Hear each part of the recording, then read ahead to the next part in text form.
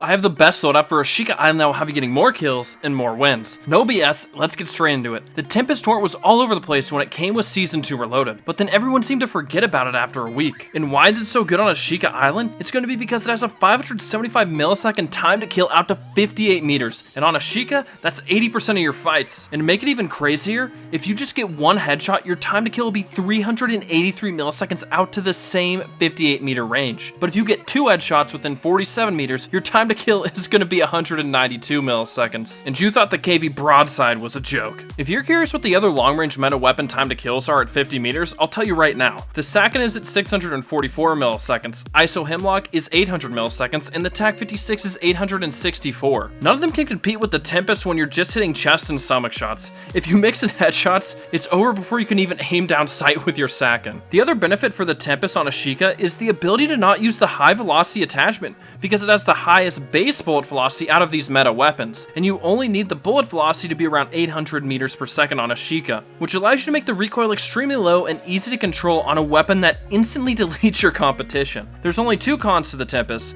with the biggest one being that it uses sniper ammo, which will leave you scavenging around for ammo throughout the entirety of your matches. Always pick up ammo boxes when you're rocking the Tempus. The second is that the fire rate is at 313 rounds per minute, and this makes the weapon less forgiving if you miss shots because it will add 192 milliseconds to your time to kill per missed shot. That's why making the weapon have extremely low recoil is so important. And before I give you the secondary and the setup, I want to show you a couple clips showing off why it's so good and what it can do. The first thing I'm going to show you, I'm placing down some claymores here because we got a couple teams outside the building by us, and I go to run outside to try and draw people into our building and into my claymores to make numbers a little bit more even.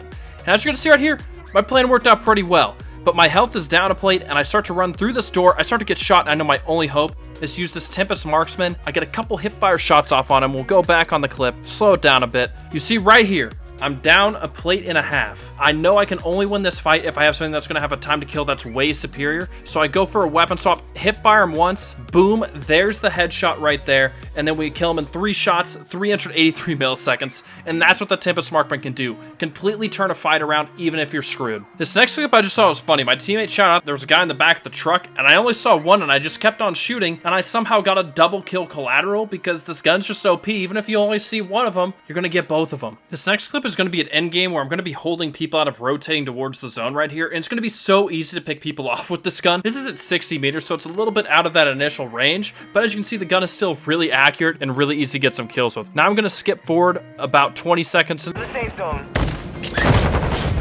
I'm rotating early. I got a gold gas. It's going to be easy pickings from here. Oh, you're trying to rotate across? Let me just shoot a few bullets. You're knocked. Then I see that guy rotating on the left bottom. I know he's going to come with that rock, but first there's another guy in the background. Just easy as hell to pick off everyone. Looking at me from the left, beat him with a bullet. He gets scared, but he's about to pop his head back out, and we get a free win. And then this is what I say. Oh, that was it? I literally say, oh, that was it, because it was so easy to win using this Tempus. And now let's go into the Tempus towards class setup. So we're going to start with this Bore 490 muzzle, and we go with this one because it helps with horizontal recoil by 20% and vertical recoil by 12. And this thing has a little bit more horizontal recoil than vertical, which is why we're combating that more so. And if we go to the tuning, we're going to go towards recoil stabilization at plus 0.49 and gun kick control at plus 0.27. Because as I said, because the fire rate's so slow and it's really unforgiving if you're missing more than 1 or 2 shots, you need to make sure you're hitting them. So we're going for recoil, recoil, and recoil. And then we're gonna go with this 24 outreach barrel. And what this does for you is gives you damage range, so your 58 meters is gonna extend out to about 64. That makes it even better. And then we get some hip fire accuracy, which isn't really that important on this weapon. It's more for the bullet velocity because we are at 750 on the base bullet velocity. And as I said, we wanted to get to over 800, and this attachment will get us there. And for the tuning, we're going to go towards recoil steadiness at plus 0.39 and towards ADS speed at negative 0.28. And we go for ADS speed because we're still going to be using this weapon at 15 meters and beyond, and we still need a good aim down sight speed. Then we're going to go to the FTAC Ripper underbarrel, which is going to be for some more accuracy. We get aiming auto stability, which is extremely important on weapons like the Tempus Marksman that are semi-auto. And then we get hip fire accuracy again, which we don't care that much about, but it's still nice to be able to hip fire if we really need to, and then some recoil stabilization. And for the tuning, we're going to go towards recoil stabilization at plus plus 0.59 and towards aiming idle stability at plus 0.28. And then we're going with this 50 round mag, and I know it hurts our movement speed, our ADS and sprint to fire, but why is this so important on a weapon that uses sniper rifle ammo?